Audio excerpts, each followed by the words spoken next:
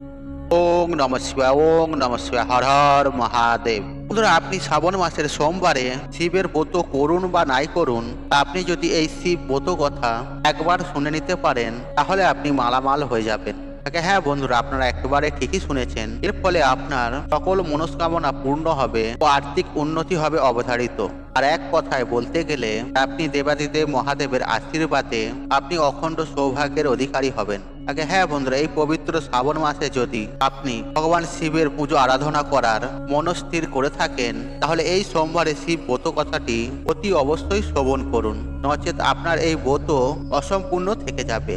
আপনি যদি ভগবান শিবের পুজো আরাধনার মনস্থির করে থাকেন তাহলে এই সোমবারে শিব ব্রত কথাটি অবশ্যই শ্রবণ করুন, নচেত আপনার এই ব্রত অসম্পূর্ণ থেকে যাবে। তাই বন্ধুরা, আপনি যদি শ্রাবণ মাসের সোমবারের ব্রত করেন তাহলে অতি অবশ্যই শুনবেন। এই শ্রাবণ সোমবারের এই ব্রত কথার মাধ্যমে আপনি পরিষ্কার করে জানতে সক্ষম হবেন আর আপনার জীবনে থাকা সমস্ত প্রকার দুঃখ কষ্ট দারিদ্রতা যেমন ঘুচে যাবে, ঠিক তেমনি আপনি যদি মহা সংকট ও মহা বিপদে থাকেন সেখান থেকেও আপনারা সুনিশ্চিতভাবে রেহাই পাবেন।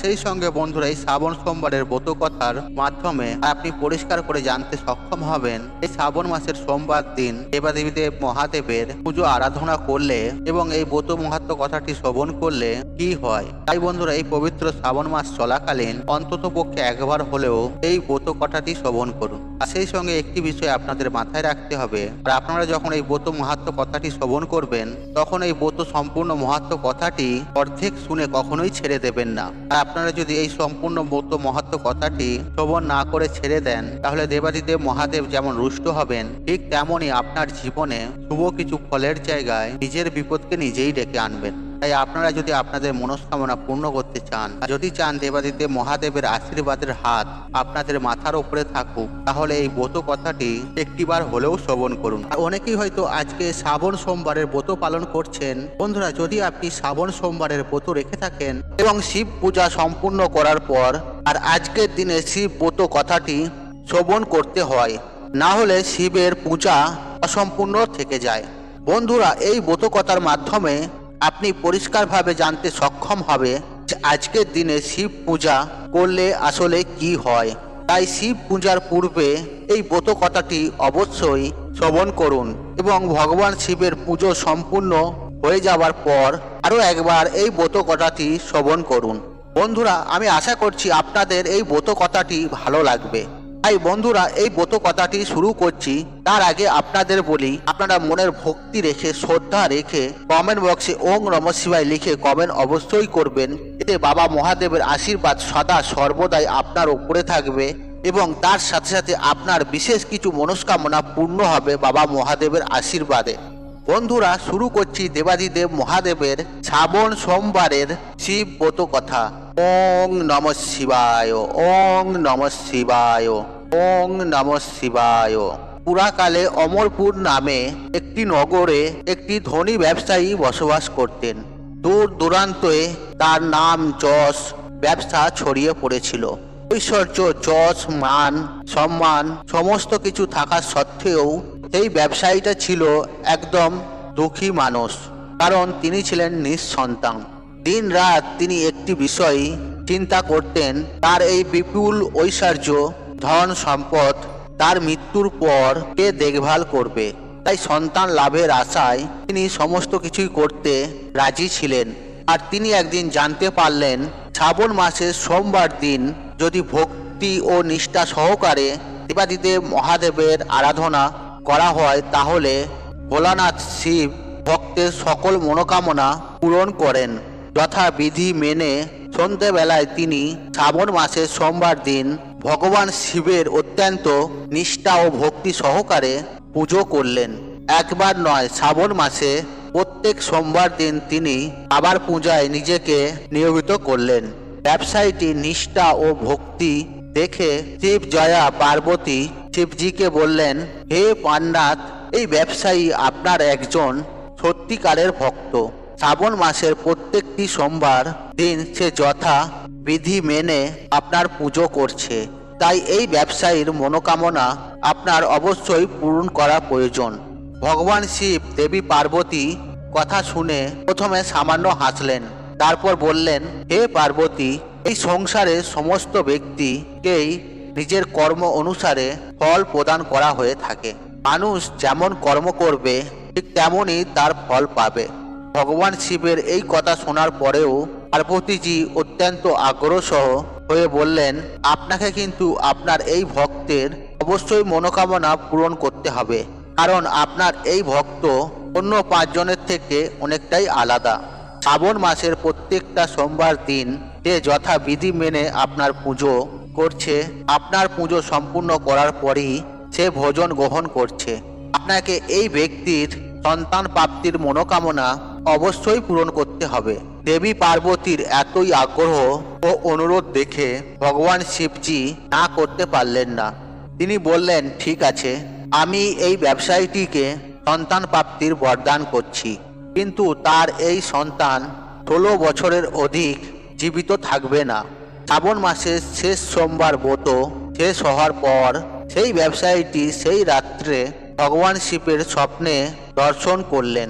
স্বপ্নে ভগবান শিবজি তাকে পরিষ্কার করে জানালেন তাকে পুত্র সন্তানের বরদান তিনি করছেন, তবে তার এই পুত্র 16 বৎসর পর্যন্ত কেবল জীবিত থাকবে।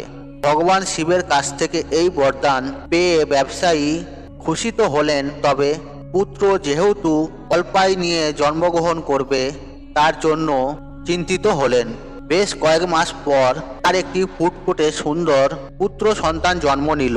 ব্যবসায়ীটির ঘর খুশিতে ভরে গেল। যথেষ্ট ধুমধামের সঙ্গেই এর জন্য উৎসবের আয়োজন করা হলো, কিন্তু ব্যবসায়ীটি খুব একটা খুশি ছিলেন না, কারণ তার এই পুত্র যে অল্পায়ু হিসেবে জন্মগ্রহণ করেছেন তিনি এতদিন পর্যন্ত রহস্যই রেখেছেন। ঘটনার চক্করে সেই পুত্র সন্তানের নামকরণ করা হলো অমর নামে। ছোটবেলা থেকেই তাকে দান ধ্যান তপ এবং পুজো অর্চনা শেখানো হলো। আর ব্যবসায়ীটি প্রত্যেক বছর শ্রাবণ মাসের সোমবারের ব্রত সঙ্গে সঙ্গে পুরো সোমবার ব্রত রাখতে শুরু করলেন।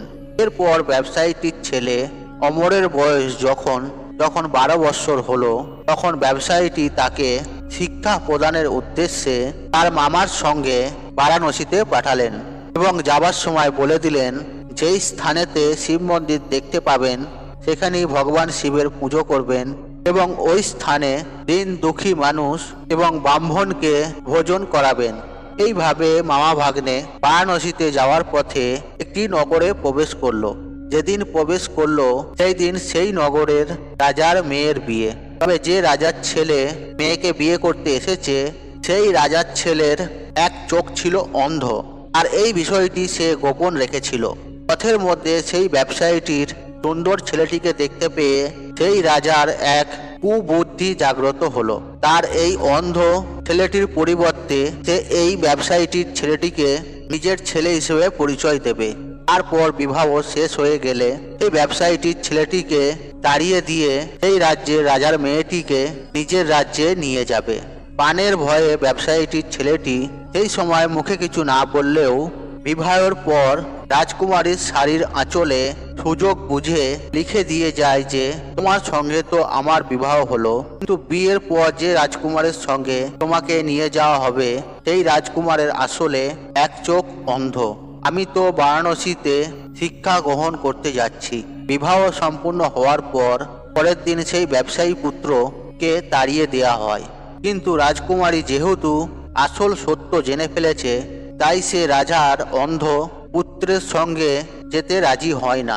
ব্যবসায়ী পুত্র অমরকে নিজের স্বামী মনে করে তার জন্য প্রতিজ্ঞা করতে থাকে। অন্যদিকে অমর এবং তার মামা শেষ পর্যন্ত বারাণসীতে উপস্থিত হন। সেখানে 4 বৎসর ধরে অমর শিক্ষা গ্রহণ করে। তখন তার 16 বছর পূর্ণ হলো, আর সেই দিনই ভগবান শিবের স্বপ্নদেশ সত্য হয়, অর্থাৎ অমরের মৃত্যু হয়। ছেলের মৃত্যুর সংবাদ পেয়ে সেই ব্যবসায়ী এবং তার স্ত্রী অন্ন গ্রহণ পরিত্যাগ করে। এই ঘটনায় শিব জয়া পার্বতী অত্যন্ত শিবের প্রতি ক্রুদ্ধ হন। তিনি ভগবান শিবের উদ্দেশ্যে বলেন, যে ব্যক্তি আপনার সারা জীবন ধরে নিষ্ঠা ও ভক্তি সহকারে পুজো করলো, যার পুত্র একইভাবে আপনাকে পুজো করে আসছে, তার প্রতি এইরূপ বিরূপ হলেন কিভাবে?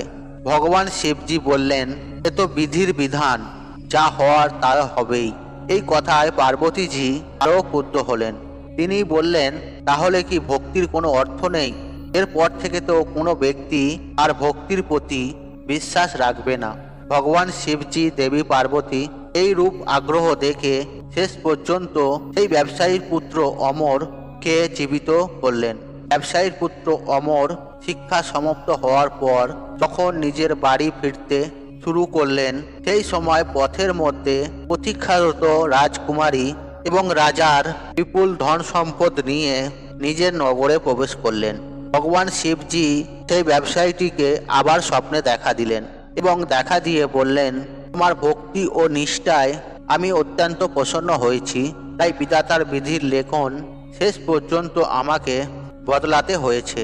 তোমার মতনই এইরূপ কোনো ব্যক্তি যদি আমার প্রতি পূর্ণ বিশ্বাস রেখে নিষ্ঠা ও ভক্তি সহকারে শ্রাবণ সোমবারের ব্রত রাখে, ব্রত সমাপ্তির পর শ্রাবণ সোমবারে এই ব্রত কথা শ্রবণ করে, তাহলে নিশ্চিতই তার মনের সমস্ত ইচ্ছা পূরণ হবে।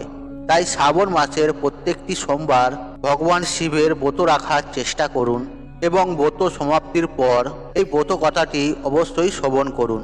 বন্ধুরা, এর ফলে আপনাদের যাবতীয় মনস্কামনা পূর্ণ হবে স্বয়ং দেবাদিদেব মহাদেবের কৃপা আশীর্বাদে এবং বাবা মহাদেবের সান্নিধ্য লাভ করতে পারবেন।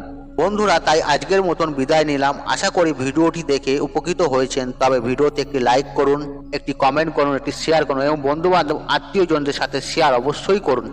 মনে রাখবেন, আপনার একটি শেয়ার অনেক মানুষকে উপকৃত করে তুলতে পারে। আর আপনি যদি আমার চ্যানেলে নতুন হয়ে থাকেন তাহলে চ্যানেলটি অবশ্যই সাবস্ক্রাইব করুন এবং পাশে থাকা নোটিফিকেশন অন রাখুন, কারণ এই রূপ নিত্য নতুন ভিডিও সবার আগে দেখার জন্য। ঈশ্বর আপনার মঙ্গল করুক, আপনি সুস্থ থাকুন, নিরোগ থাকুন ও আপনার দিন মঙ্গলময় হোক। ওং নমঃ শিবায়, ওং নমঃ শিবায়, ওং নমঃ শিবায়।